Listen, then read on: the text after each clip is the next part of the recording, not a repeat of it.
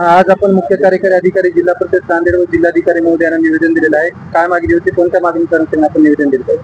नमस्कार, मी नागनाथ सिद्धराम कामदळगे, बेरोजगार दिव्यांग कल्याण कृती संघर्ष समिती मराठवाडा अध्यक्ष नांदेड। आज आम्ही जिल्हाधिकारी साहेब, मुख्य कार्यकारी अधिकारी व तसेच पोलीस अधीक्षक व वजीराबाद पोलीस स्टेशन या सर्व विभागांना आज आम्ही निवेदन दिलेलं आहे। मागच्या आठवड्यामध्ये शिक्षक व इतर कर्मचारी यांच्या बदल्या करण्यात आल्या आहेत।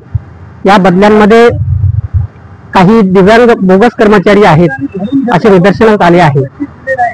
असाच प्रकार एक धाराशिव जिल्ह्यामध्ये घडलेला आहे, बोगस शिक्षक व इतर कर्मचाऱ्यांचा।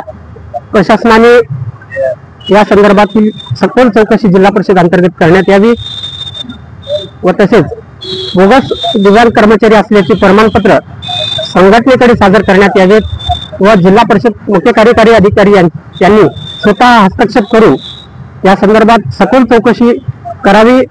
असे न केल्यास आम्ही कुठलीही पूर्व सूचना न देता आम्ही मुख्य कार्यकारी अधिकारी यांच्या दालनामध्ये अतितीव्र स्वरूपाचे आंदोलन करणार आहोत। धन्यवाद।